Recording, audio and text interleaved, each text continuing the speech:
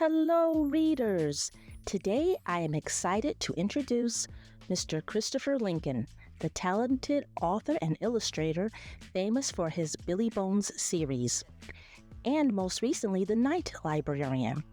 Christopher's storytelling is well known for its unique blend of mystery and adventure, and The Night Librarian is no exception. In this captivating tale, we meet twins Paige and Turner Reed, who discover the hidden wonders of their library under the watchful eye of the mysterious librarian Miss Literati. Together, they embark on a thrilling journey filled with secrets, books, and the magic of knowledge. We're eager to delve into Christopher's creative process and the inspirations behind his characters and story. Welcome, Christopher. I wanted to ask you, what inspired you to write The Night Librarian? Was there a particular event or experience that sparked an idea for this story? Well, that's a long and complicated. I'll have to give you a long and complicated answer to that because it's definitely years in the making. But one thing that I've been looking for or thinking about is that graphic novels for quite a long time haven't been given the acceptance. That they're not real literature and they're not real books. So I thought it would be fun to just have something centered around books that would actually say, yeah, they're totally literature, and and just kind of really promote reading. That was kind of in the back of my mind. But there are a whole bunch of things that led up to it. Um, one of the sparks was that I do a lot of doodles, or I have been doing a lot of doodles for years. And now that I have to do lots and lots of drawings for the graphic novel, I do a lot fewer doodles. But one of them was just of these two characters. And I thought, well, that would be funny to call them Paige and Turner, and that they were bookworms. And initially, I was thinking that they would worm into books, and start an adventure that way. So it kind of morphed off of that. Got me thinking about it. But also for so the first books that I did were years ago, and God, I think it's getting up to like 15 years ago, maybe, that I wrote Billy Bones. And, that was modestly successful. And after that, I was trying to do more, more regular kids now, middle grade novels. And it was kind of an early, it was a very early success for me, even though I was in my 50s. It was, the first time that I tried writing. So my background was actually as in advertising, and earlier on I was an animator. So you do a lot of drawing and animation, obviously, and I did a lot of characters along the way, and so you kind of learn how to do cartooning that way. So I thought I would want to do an illustrated kids book. That just kind of seemed like a natural thing for an animator to do. And again, one of my little doodles got me going with a little skeleton kid, and I started writing. With the format for illustrated kids books, it's like a couple hundred words at the most. But I kept writing and writing and writing and writing. So I had like 20 pages. I shared it with one of the producers I used to work with in advertising. It was like, whoa, keep going. So that led to Billy Bones. And so it's just unusual for somebody who basically is an artist or, an art director to have a novel. But I really enjoyed the process of that. And I wanted to write more, but really didn't have a lot of success. And interestingly, one of the first groups of people that I met with were a bunch of librarians here in Minneapolis. Yay. And one of them said, "Well, how come you didn't do this as a graphic novel?" And it was like, well, kind of out of laziness, it's so much easier to write descriptions of things than to draw them. And I mean, that's a lot of work. That's the thing. One of the things that blew my mind about the project was literally thousands of drawings go into it. Um, but uh, after a number of years of not having a lot of success and putting a lot of novels into the drawer and closing the drawer on them, I thought, well, what if I did a graphic novel? I mean, that seems like it would be interesting and a new experience. So um, my original agent for the Billy Bones series, I talked to him about it, and he was like, "Yeah, he does a lot of graphic novels, and said, give it a shot. Send me a chapter." And he was really pleased about it, and so we got to work on it. And 3 years later, there was the novel. Awesome. I'm so happy. In the Night Librarian, the atmosphere was nice and mysterious because I felt I was in there um, with everyone. So, how did you go about crafting such a vivid and immersive setting? Did you have challenges creating that and balancing the fantastical elements Well, with the more grounded aspects of the story? I guess one of my favorite things to do is just to make creepy things accessible and fun. Um, that was behind Billy Bones too. I mean, it's a story about a skeleton that lives in a closet, but there are a lot of very silly aspects to it. So adding silly to spooky, that's one of my favorite things. And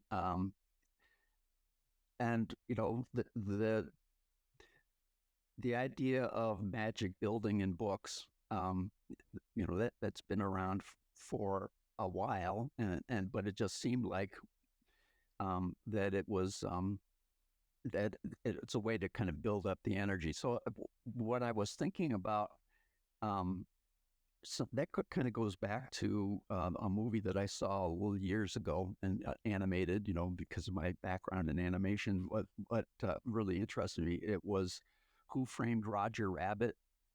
And in that story, the characters, the animated or they're well, the animated characters were in cartoons, but they were showing that they had a life behind the cartoons, and it was kind of like a brilliant idea, um, that they would have their own lives. And then that got me to thinking about, um, well, these characters that are in these stories, they have to repeat the same thing over and over again. I mean, it's like, it's like they're caught on a loop. They go from a beginning to an end and then back to the beginning. Every time somebody reads, they're doing exactly the same things. And so wouldn't that kind of drive them crazy?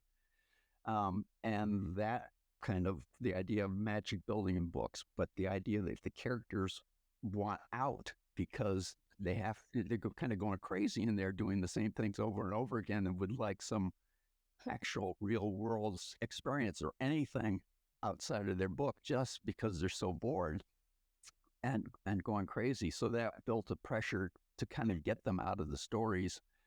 And with the New York Public Library with millions of books and a lot of them being older books, that caused, that gave me a reason to have night librarians so that they could actually vent the books. And so they would let characters out and let them kind of blow off a little steam. And as you saw in there, actually go to the bathroom because Yes. never mentioned in books. Jack. Yeah, Jack and Jack from Jack and the Beanstalk. He was like, "Oh, I gotta go." I'm like, "Yes, thank you." That's so Uh, funny. so that, it created a reason for them to do it. And then it just seemed again, these are really convoluted ways of answering, but it's all kind of related. I years ago visited the New York Public Library. A friend of mine who lives in New York brought me Mhm. down to visit, and he just loves the place. And so I found it really interesting that the stacks beneath the main reading room actually go down level after level after level, and there are millions of books. And basically what is kind of a secret location when you think about it. So Mhm. it seemed like mysterious things could be going on down there. So, anyways, creating the undersanctum, um, you know, was a lot, seemed more interesting to me than just trying to find a part of the library where this stuff could happen at night. So, and then that also created the situation where if they go around in the library at night, they could get caught by the security guards. So there's a little extra tension there. I love that. It's always, you know, the idea of going someplace where you shouldn't go, or a secret area of a building is always cool. Kids love that. I know when I was growing up, I loved that. It's just this mystery to it. And in the Night Librarian, you know, uh, Miss Literati has a key that unlocks. I believe she unlocked a book. Yes, yes, To yeah. There are three different keys they have. Mm-hmm. One is Mm-hmm. one is to open the book to let the characters out. The other one is to close the book to shoot the characters back in. The characters can actually return to their book anytime they want. But if she needs them to go back because they're misbehaving, she's got the closed book key and shoots them back in.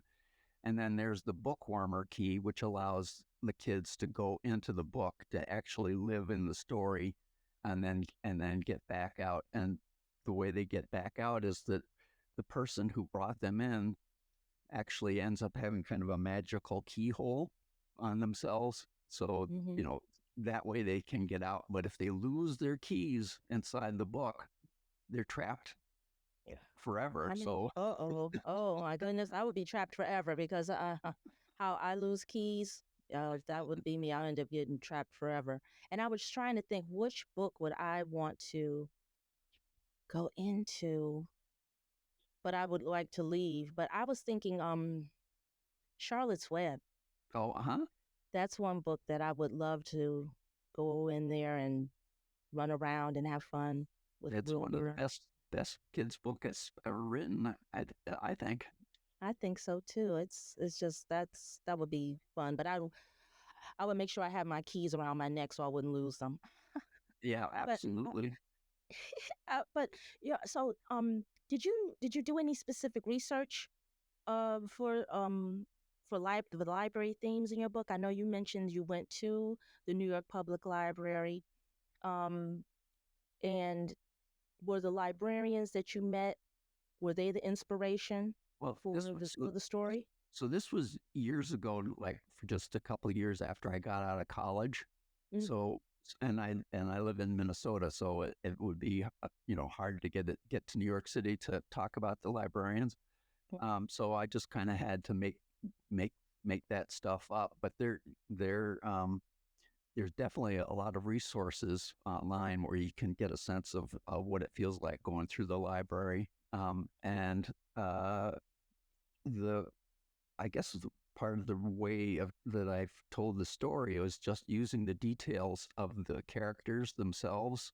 What kind of personality would they be, and or trying to kind of change their personality a little bit, like Alice in Wonderland, Oh, making her tired of all the crazy things that happen in her life, and it's like, I'm so yeah, she was done a with crap. that. I don't She was. I don't need more weirdness in my life. Thank you very much. And then she gets called out to join the group, so she's kind of contrarian. Mm-hmm. And Tinkerbell. Yes, yeah, yeah. Who's way more interesting to me than Peter Pan. Mm-hmm. Mm-hmm. And I don't know if you are going to, if this is something, but did you ever think about making this into a series? Well, it's there's going to be if I can ever get it done, there will be a second book. It was a 2-book contract. So yeah, I'm working on that right now. But it's a long process. Sequels are not so easy because the discovery is what was wonderful for the kids. Discovery, you discover when they're discovering what's going on and having characters explain what the magic is, and they don't know anything about it. But in the second book, they know things already, so it's a little harder for that discovery to happen, and build interest. So um, it's I mean, I'm enjoying writing it right now. The script is being looked at by my editor, and I'll hear back, and hopefully I won't tear my hair out trying to redo everything. So I mean, it'll be it'll be definitely a fun story where things get out of control, because that's how you do it. Yeah, that's how you do it. And I'm looking forward to that. So that's great. That's great news. I know our listeners will love that. Um, so Christopher, can you share a bit? Like, I know we talked about this, but you mentioned that it took 3 years, right? To get the Night Librarian like published. Did you have any other like challenges or discoveries along the way while you were writing this graphic novel and illustrating it too? Because you're the writer and the illustrator. Right, right. Um, well, it I mean, the biggest challenge was getting it done on time, and I was a little bit late. And it's when you haven't done it before, Mhm. you have no idea how long it's actually going to take. So in the process, for example, just I do pencils first. So well, first I write a script, and then it's the detailed. It's like estimating how many panels per page, and kind of trying to do a guideline throughout the whole thing, and seeing that you can land it on 250 pages, which is what the task was.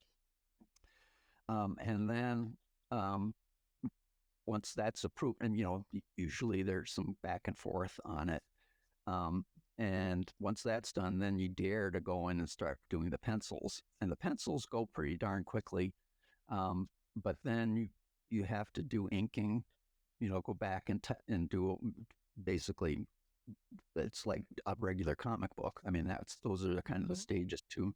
And then there's coloring, and for the characters and for the backgrounds. And when you have 5 characters running around on a panel, that's a lot of time that you spend coloring just the characters, and then you have a background.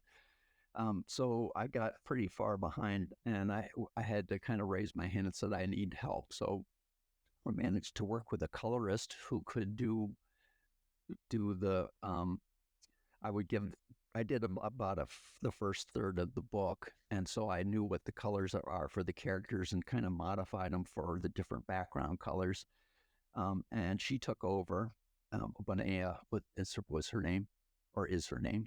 And so she would work on that, and I would work on backgrounds, getting those complete, and um, then we'd have to combine them together, with the backgrounds, with the characters, and you have to do a couple of little tricky things along the way, like how do you don't know exactly how they're going to work against the background, so sometimes you have to do little effects to kick them out, Mhm. so that they're more legible. So anyways, that was the biggest learning part of the learning curve, was just time management, and I'd kind of bungled that.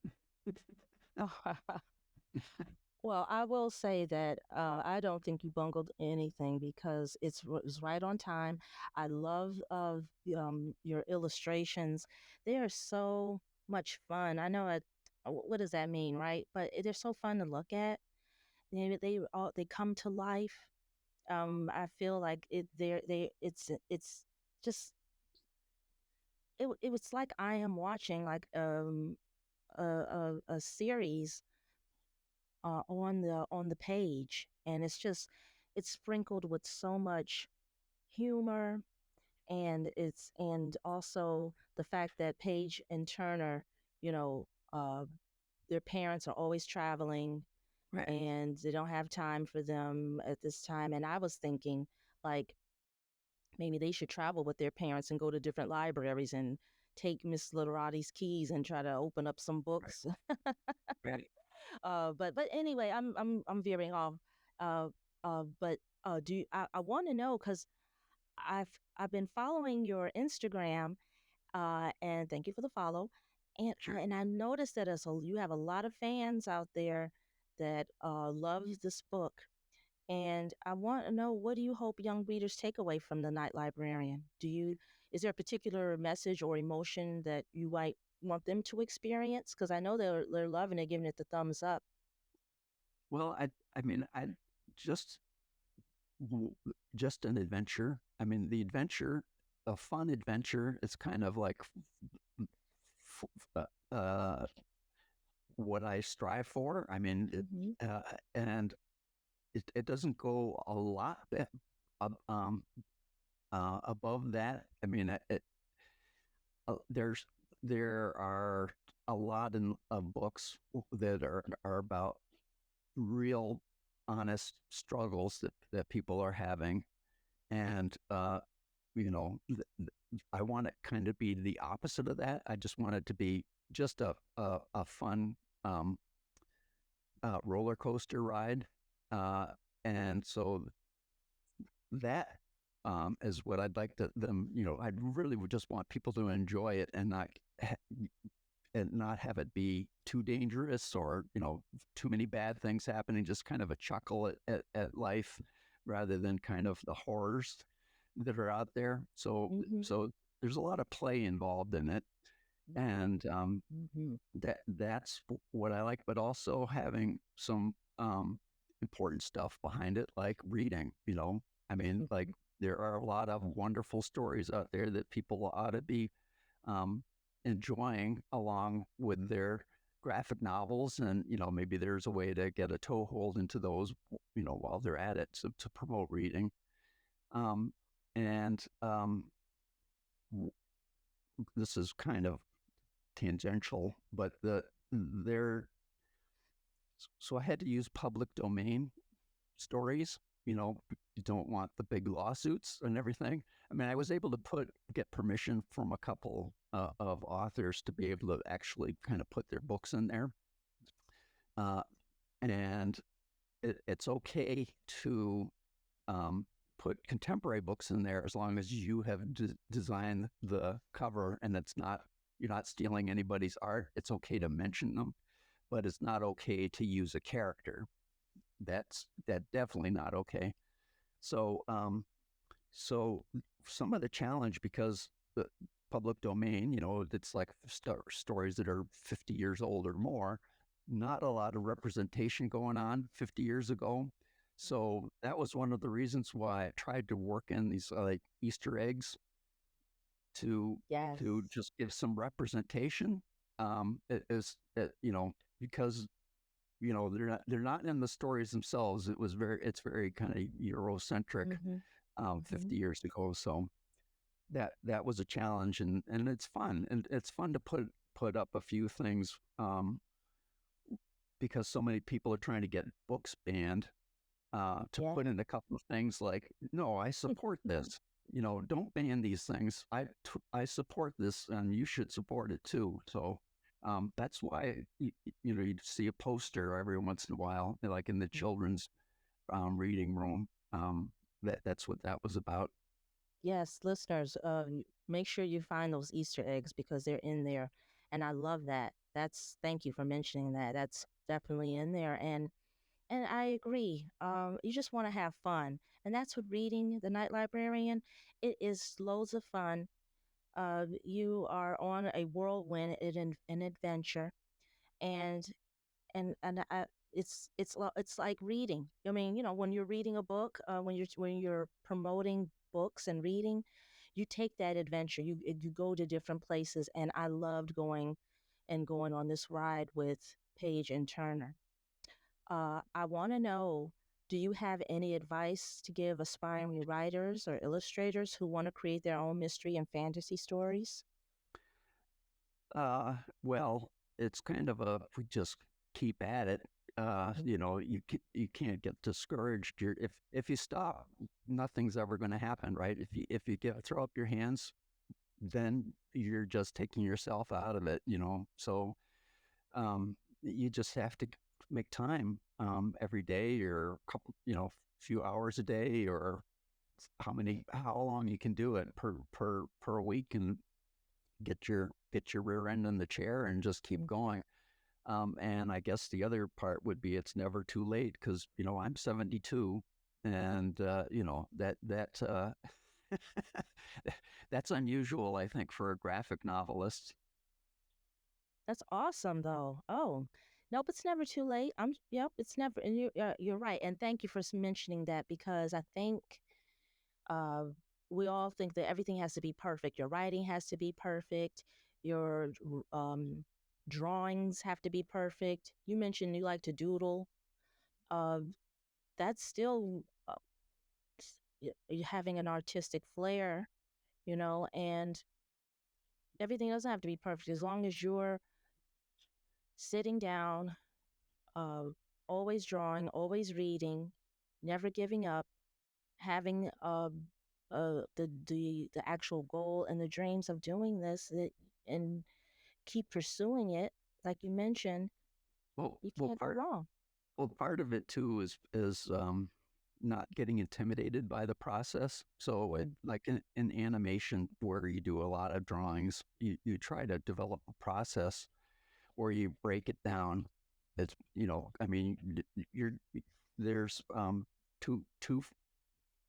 I can't even remember how many frames a second of drawings. I mean, you're doing a heck of a lot of drawings just per second, and it all builds up. So you have to develop a way of breaking it down, like into key drawings, and then you do in between drawings, and you do a storyboard at the beginning, so that you don't get lost along the way. So just breaking down the process as much as you can makes it less intimidating, Mhm. and then the it's also about creativity. In my mind, is all about play. I mean, even if you're doing it and being really serious about it, you still have to get your head in a play mode. Well, what happens if, and what happens if? But just again, breaking it all down. So that's why, it starts with like a key idea, and you don't want to have it be more than two sentences. Such and such happens, and then this happens, and then um, you do like a 10-page outline, kind of what's going to happen throughout a story, and then you jump in and you start building up the chapters, and then build up the chapters, and not be afraid of changing a few things, and then go back the next day and review what you did and make a few changes. It's so just, if you can just break it down, it's not as anywhere near as intimidating. So then you can keep saying, Yeah, you're right, because we have one great thing about the internet is that we can follow artists and writers and look at their processes. And when you're looking back on your journey with the Night Librarian, did you have anything that surprised you around the reception of the book? Was there anything that surprised you? oh, you just have to kind of cross your fingers and hope. But I was really happy. Well, my agent was very excited about it, and continued to be a really good cheerleader throughout it. And along the way, he was talking to a couple of editors and kind of saying, "I got something coming. Something's coming," and was kind of giving little peeks at what was happening. So it was just a huge happy surprise that literally a week after it went out on submission, we had narrowed it down to one editor, and they made an offer. So I mean, that was astounding. So then you figure, well, if somebody that's that knowledgeable in the business is excited by it, there's probably a good chance that other people will be excited about it. And so, but you just got to cross your fingers because you never know. But so far, it seems to be working out for sure. Oh, it definitely is. And I am, like I said, just a big fan. And Christopher, I want to thank you so much for joining me today on this podcast, on our episode. You have really given me a lot of great information regarding your process. Also, our listeners, go and get the Night Librarian as soon as you can.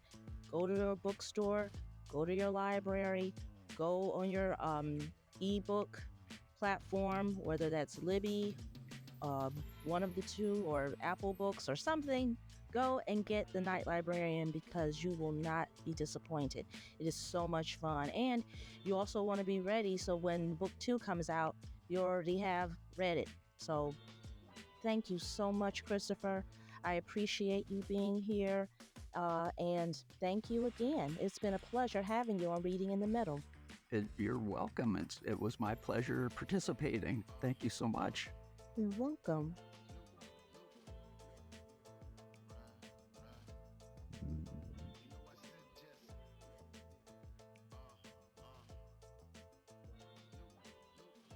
Thank you so much for joining us today, readers. And thank you, Christopher, for sharing the fantastic world behind the Night Librarian, as well as your journey as an author and illustrator. It has been a pleasure hearing about the adventures of Paige and Turner Reed and the magic you've brought to life through Miss Literati and the library's mysteries. For everyone tuning in, be sure to check out Christopher's work, including his Billy Bones series, and visit his website at chrislincoln.org for more updates on his upcoming projects. Thanks again, Christopher, and we look forward to reading more of your stories. That's it for us today. Thank you, listeners. Keep reading and keep getting inspired and keep reading in the middle.